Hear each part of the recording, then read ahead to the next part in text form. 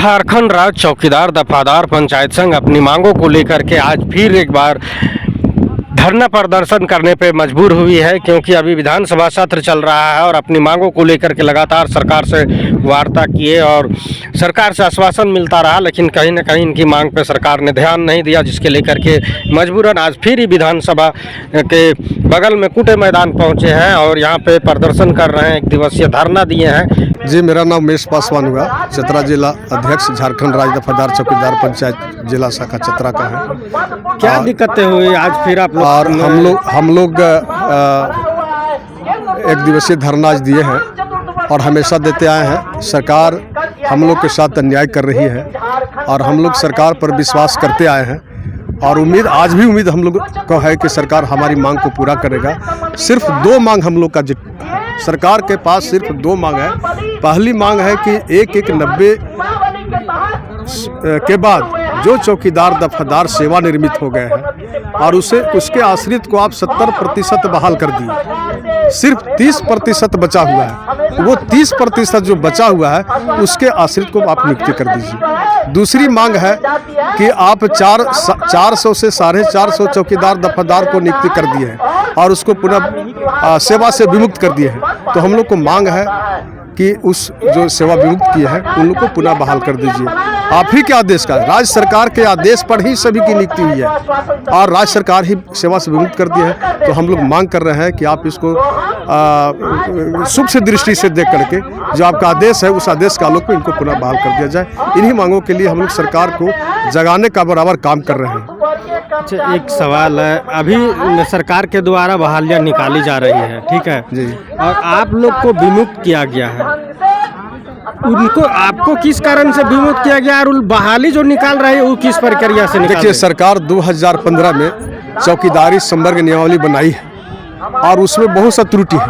सरकार का ही उसमें मुख्य बिंदु है कि आप नया बीट सृजित करके नियुक्ति करनी है, नया बीट सृजित करके नियुक्ति करनी है। लेकिन प्रत्येक जिला में हो क्या रहा है कि नया बीट सृजित करके नहीं, ये उसी बीट पर जो चौकीदार दफादार सेवानिवृत्त हुआ है, जो बीट खाली है उसी पर बहाल कर दे रहे हैं। तो हम लोग को मांग है कि आपका आदेश जो है, जो 2015 में नियमावली बनाए है, चौकीदारी संवर्ग नियमावली बनाए है, उसके आधार पर बहाल कीजिए। लेकिन मेरा जो बीट है उस बीट पर हमारा पुराना ही चौकीदार को बहाल कीजिए। और आप ही का आदेश है उसी संवर्ग नियमावली संवर्ग में कि 100 से 120 घर पर एक चौकीदार की नियुक्ति होगी, लेकिन एक बीट में 400-500 बस घर रहता है तो आप बहाल कर सकते हैं, उसमें आपत्ति नहीं। लेकिन हमारा जो पुराना बीट है उस बीट पर के तहत आप हमारा पुराने चौकीदार को बहाल कीजिए। कब से आप लोग संघर्षरत हैं? देखिए, हम लोग लगभग 6 वर्षों से संघर्ष है और इस सरकार हम लोग को बार बार आश्वासन भी दे रही है कि नहीं, आप लोग का काम हम करेंगे और उसी आशा पर हम लोग काम करते, चूँकि हम लोग नियम और कानून के मानने वाले हैं। हम लोग प्रशासन के अंग हैं और उस प्रशासन के अंग के तहत हम लोग सहानुभूति डिसिप्लिन में रह करके काम करते हैं। तो हम लोग हमेशा इनको जगाने का काम कर रहे हैं कि हम लोग को मांग जो है, जो सही मांग है उसको हम लोग को पूर्ति कीजिए, क्योंकि हम लोग गरीब चौकीदार दफादार हैं और इस तहत हम लोग बहुत परेशान हैं, गरीब हैं और बाल बच्चों को पढ़ाई लिखाई सब वंचित हो गया है, बेघर हो गए हैं।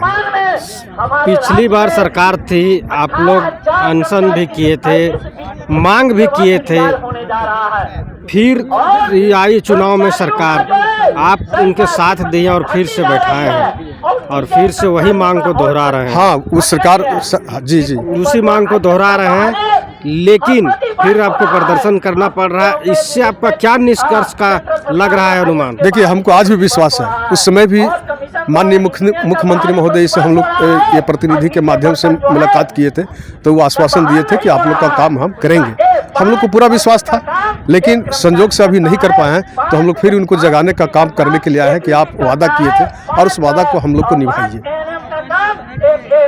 लगातार आप उनका वादा तो निभाए आप, वो बोले कि हम अगर अभी आते हैं तो जो भी लोग बचल हैं उन लोग सारे लोग को हम जोड़ेंगे। जी हाँ, अनुकंपा का नाम नहीं रहने देंगे। जी हाँ, ऐसे बहुत सारे वादे किए थे, अभी तक कुछ बहालियां भी निकाली है, लेकिन आप लोग जिस प्रकार फिर से प्रयासरत हैं, क्या लगता है? देखिए, हम लोग की बात भी जाएगी वहाँ उनकी? हम लोग पुरानी व्यवस्था को बचाने का पूरा भरपूर प्रयास कर रहे हैं और सरकार को बताने का काम कर रहे हैं कि ये चौकीदारी व्यवस्था जो है सो आपकी पुरानी व्यवस्था है, इसको आप बरकरार रखिए।